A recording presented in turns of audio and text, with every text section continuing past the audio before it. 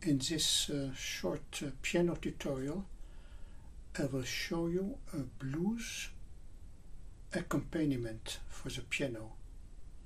We only need 3 chords: C7, F7 and G7.